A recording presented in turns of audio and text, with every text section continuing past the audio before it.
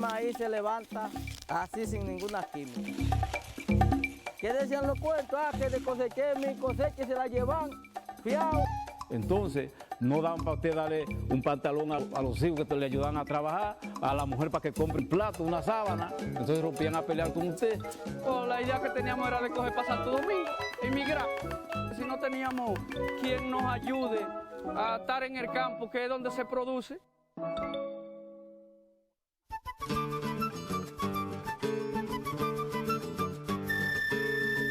Empujaron esa mesa y todos esos potes de agua cayeron por allá y acotejaron la silla de esa plática y ahí se sentó el presidente con todos nosotros así como estamos aquí. Hablamos de factoría porque hay un molino pero se va a ampliar para que haya más desarrollo. De 20 pozos que riegan 500 tareas cada pozo y desde ahí autorizó el financiamiento de 15 millones de pesos. Ya esto cambió. Tenemos un centro de acopio con terraza. Tenemos un tractor, una desgranadora de maíz, que nunca se hubiera visto ese tipo de maquinaria, lo tenemos ahí. Todo desarrollado en San Juan de la Maguana, tiene una capacidad de procesamiento de maíz por hora de unos 80 quintales. Nos está poniendo lo de nosotros a valer. Inclusive que hasta la tusa ya se está utilizando.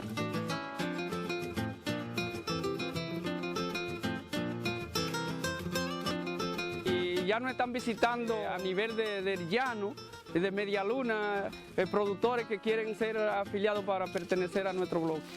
Yo vine de Santo Domingo, yo me enamoré de ella, yo estoy aquí. Yo tengo 2 niños, tenía que dejárselo a mi mamá para irme. Ya las cosas van caminando diferente. Puedo producir y vender las cosas aquí, me va a rendir más. La cosecha está garantizada al 100% para que el campo sea campo y el productor siga produciendo en nuestro campo. Va a dar mayor beneficio.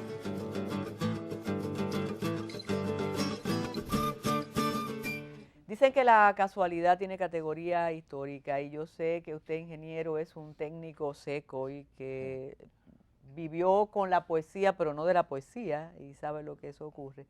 Pero usted vio el testimonio de todos esos muchachos que ya son adultos mayores, diciendo que su padre es el poeta del 9 de febrero. Ya, es un gran compromiso. Claro que sí, ¿verdad? eso es una emoción. Sí, sí. Mire, cuando se habla de pacto eléctrico y se habla de asuntos de generación, de distribución, uno piensa en usted.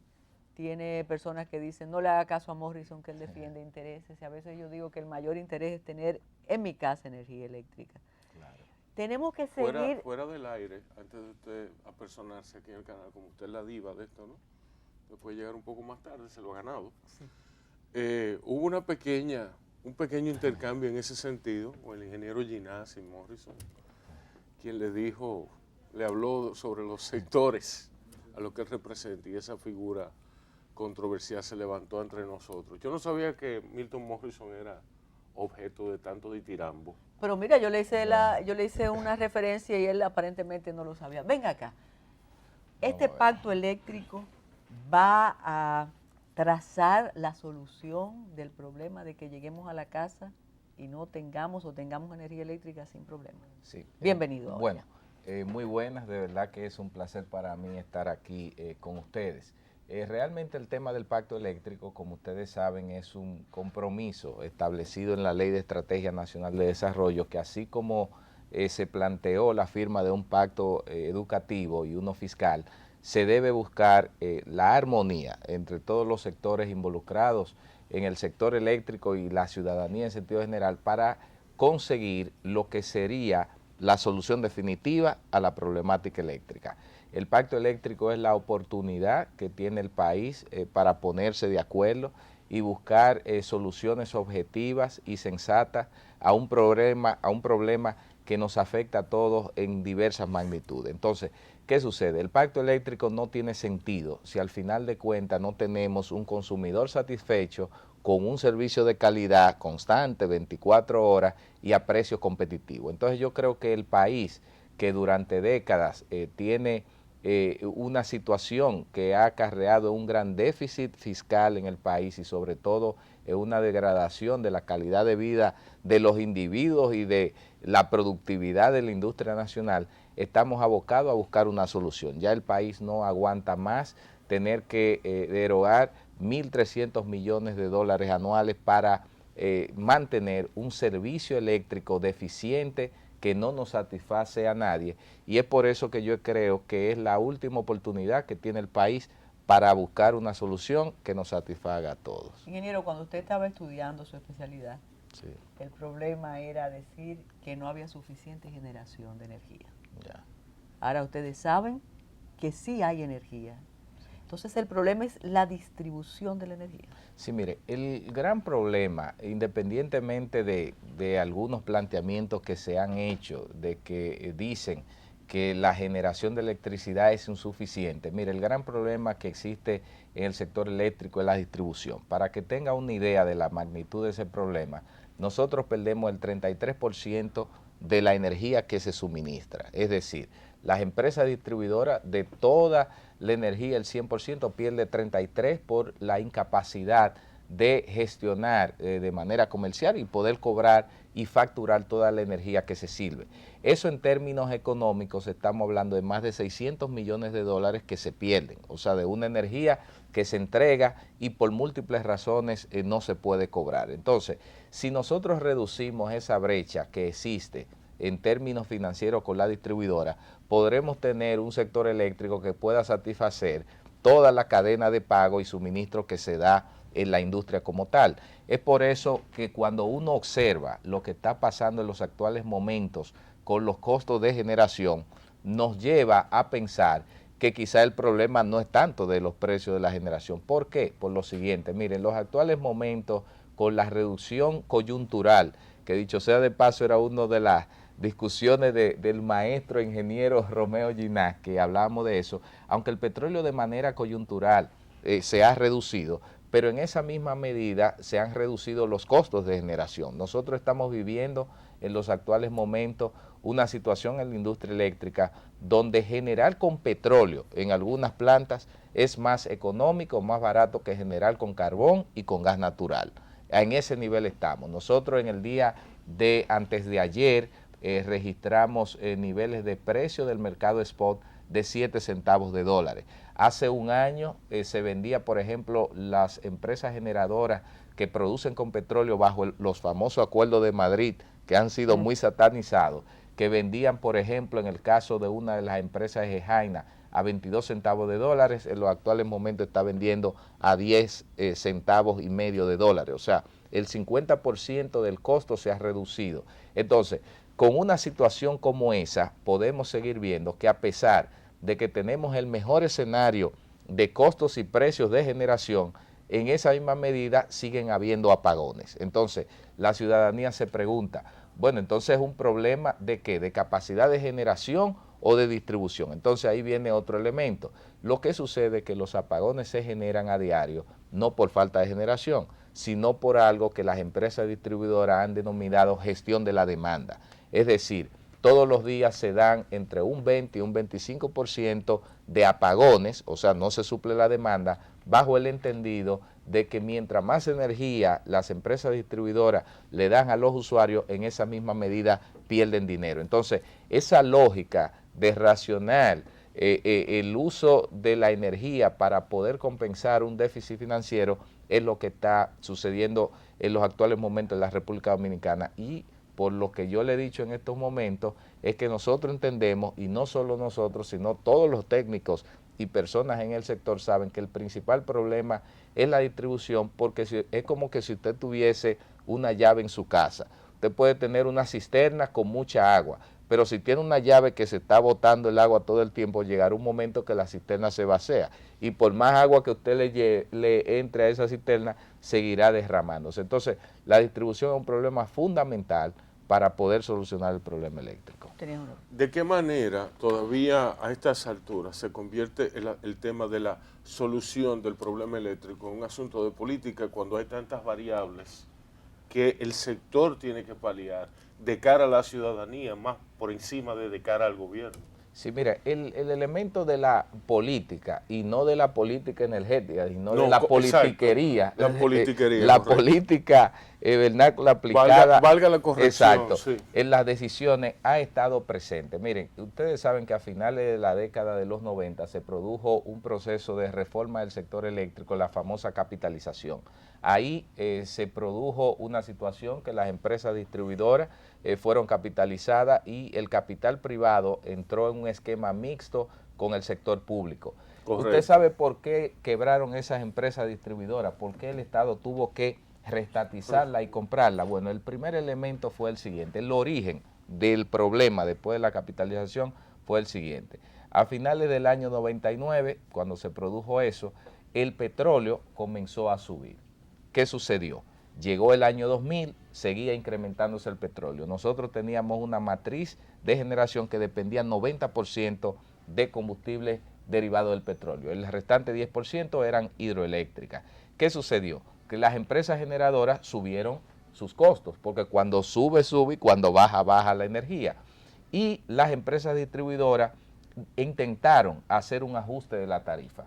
El gobierno de turno, del año 96-2000, como era un año preelectoral, decidió no aumentar la tarifa y le dijo a la distribuidora, no me aumenten esa tarifa y vamos a crear un fondo de estabilización de la tarifa eléctrica llamado FETE que absorbía el diferencial del subsidio. Correcto. Y el gobierno se comprometió a pagarle la diferencia entre la tarifa aplicada y la subsidiada. Y lo pagó. Como ustedes saben, es muy difícil aquí los gobiernos, la tendencia Pero eso no al es el pago subsidio, ingeniero. Sí, ese es el origen del subsidio. El origen del Entonces, subsidio. el origen del subsidio fue que una intervención política, porque estábamos en un año preelectoral y después un año electoral, comenzó a acumularse. Promesa Y como- política no se Entonces, cumple. ¿qué sucedió? Exacto, no se cumplió. Se comenzó a acumular el subsidio y esas empresas que habían llegado con capital privado se descapitalizaron, no podían hacer nada en el sector y terminó el gobierno en el año 2003 tomando dos de esas distribuidoras y luego la tercera, que es EDESTE, en el año 2007 volvió a mano del Estado. Es decir, Es decir, que le desde salió ese doblemente punto, más caro porque tuvo que desde ese liquidar los punto activos. siempre el sector eléctrico ha tenido la mano interventora de la política en las decisiones que deben manejarse en un esquema de negocio que es el sector eléctrico. Tenemos que hacer una pausa, pero se nos queda para el próximo segmento. Me llama la atención que usted no le atribuya al alza al petróleo el asunto de los males eléctricos. O sea, con petróleo podemos seguir teniendo energía eléctrica. Usted no busca fuente alternativa. En segundo lugar, mientras usted hablaba, veíamos el tendido eléctrico y todos los alambres, todo el tema cableado. es decir, queda infraestructura, energías alternativas y renovables y el petróleo como variable directa. Y los sobre el grandes negocio. intereses que dicen que existen para que el problema persista, porque usted insiste en el Estado y la política, pero también se habla de grupos corporativos que a los que no les interesa que esto se resuelva. Hablemos de eso. Regresamos de inmediato.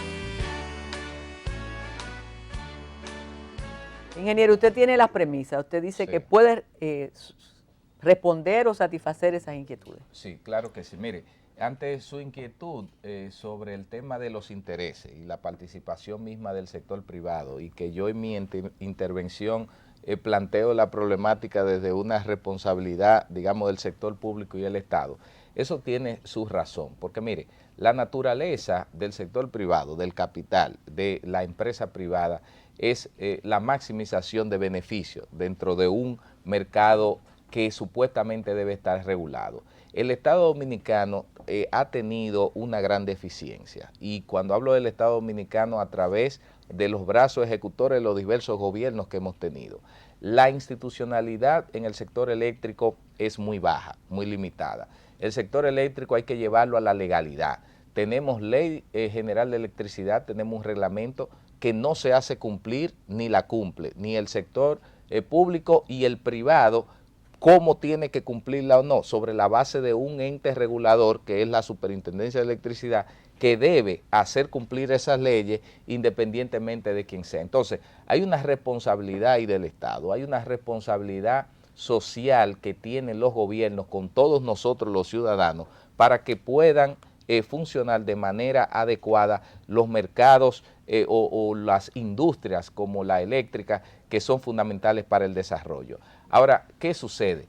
Existen intereses, sí, intereses de todo tipo, que de una u otra forma atentan contra la solución a la problemática. Pero el pacto eléctrico está llamado a resolver ese problema, a ponerse de acuerdo para buscar un balance y, como yo decía al inicio, que pueda satisfacer lo que son las expectativas de los consumidores. Ahora, ¿qué sucede? Nosotros necesitamos un sector eléctrico que tenga un rostro social, porque hay unos sectores que realmente son vulnerables económica y socialmente, que necesitan el auxilio del Estado.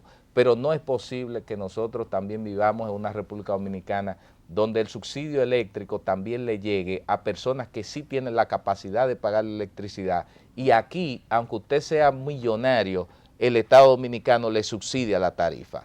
Entonces, son de las cosas que hay que corregir. Nosotros tenemos que focalizar, porque somos un país pobre, no podemos hacer un derroche de recursos sobre la base de hacerle, digamos, un juego a ciertas industrias, personas y clientes que tienen la capacidad de tener otro tipo de responsabilidad y convertirse en consumidores responsables. En síntesis, lo que estoy un poco planteando es que debemos ser lo más objetivo y transparente con el sector eléctrico. Hace falta mucha información.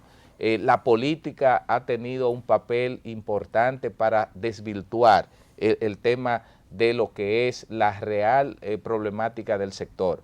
Hay que invertir en generación, es cierto, generación cada vez más competitiva, con tecnologías más avanzadas. Tenemos como isla un gran potencial con las energías renovables, pero necesitamos un Estado que sea un promotor. Yo no estoy hablando de un Estado que tenga que invertir recursos, sino un Estado que pueda promover para que el sector privado o público, quien sea, apueste a la energía solar, a la energía eólica. Pero ¿qué ha pasado? Que podemos ver cómo se toman iniciativas con algún tipo de combustible, pero no se toma con otra. Entonces nosotros lo que entendemos, en síntesis, es que debe lograrse un balance, y el Estado, en términos de lo que es la industria eléctrica, el gobierno tiene alrededor del 75% de lo que es la acción y la propiedad del sector eléctrico. ¿Por qué?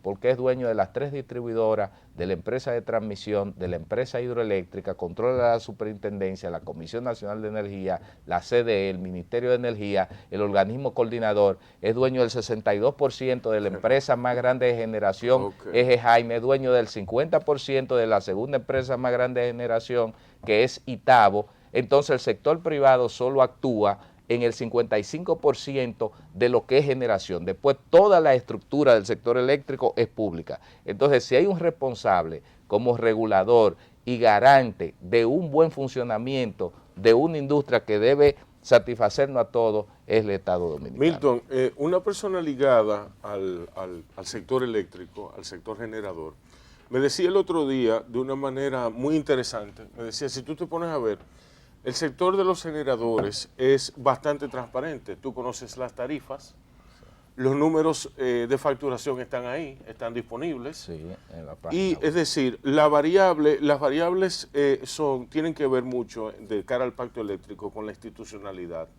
Tú acabas de mencionar de una manera, diría yo, devastadora, el rol del Estado en el sector. Entonces, ¿qué alternativas plantea efectivamente el pacto eléctrico de cara a una solución viable, donde la infraestructura, que hemos visto unos paisajes sumamente tristes en cuanto a lo que es el alambrado eléctrico y la forma en que la electricidad llega a las casas de las personas, y de qué manera se va a transparentar el sector de cara al consumidor? Yo creo que se necesita un contacto más efectivo con el consumidor, de manera que se rompa esa cultura fatal donde, como hablábamos, hay 2 elementos de la composición social que no pagan la luz. Es así. Mira, en síntesis, Rubén, lo que hay que lograr es, tal como tú dices, mayor transparencia en el sector, mayor información para que el consumidor entienda y sepa qué está sucediendo y pueda actuar de manera responsable. Pero mira, la solución del problema eléctrico debe verse de una manera integral, de una manera holística. No hay una solución única, por ejemplo, en generación. No hay una solución única ni en distribución, ni en transmisión, ni en el marco legal y regulatorio. El deterioro en el que se encuentra la industria eléctrica amerita la intervención simultánea en cada uno de esos sectores para encontrar una solución a la problemática. Yo entiendo que si se toman las decisiones sensatas, pensando en el país, poniendo los intereses individuales en un lado y poniendo los colectivos en el centro de la discusión, si se identifican los recursos y de manera responsable se toman las decisiones con la voluntad política y social adecuada, nosotros en 5 años podemos dar un salto drástico, cualitativo y cuantitativo en lo que tiene que ver con la industria eléctrica. Entonces el gran reto es ese, o sea, ir a un pacto, y yo invito a través de este programa que la sociedad y todos esos amigos televidentes que nos miren, se conviertan en una especie de veedores sociales, de veedores del pacto eléctrico, porque tenemos que aprovechar esta oportunidad y sobre todo participar, porque en el pacto eléctrico y en el Consejo Económico y Social se han abierto mecanismos de participación ciudadana para el que quiera hacer sus propuestas puede hacerlo. ¿Quién? ¿Usted puede llevar una propuesta? Sí, hay una página web, por ejemplo, pactoeléctrico.do. Cualquier ciudadano. Sí, cualquier ciudadano, donde a través de la web usted pone sus datos, etcétera, etcétera, y puede subir su propuesta. Y será tomada en cuenta para esas discusiones. Y ya que la música nos avisa que casi terminamos, aparte de lo que usted dice del consumidor, que sería un fracaso si los consumidores no nos beneficiamos, ¿tiene esperanza en este proceso de conversación y de negociación? Bueno, mire, hay que tenerle esperanza, porque yo creo, tal como decía, que es la oportunidad que tenemos. Y yo creo que aquel sector, sea el sector privado, generador, o el sector público a través de todas sus instituciones del consumidor, que no contribuya para que tengamos una solución al problema, tendrá muchos ojos arriba y cargará con esa responsabilidad de seguir teniendo una industria eléctrica que en nada nos beneficia. Ingeniero, muchísimas gracias por su participación y como dicen los ancianos que están ahí escuchando, usted convence a cualquiera, del ingeniero Ginás. Ustedes, gracias por estar con nosotros, como siempre.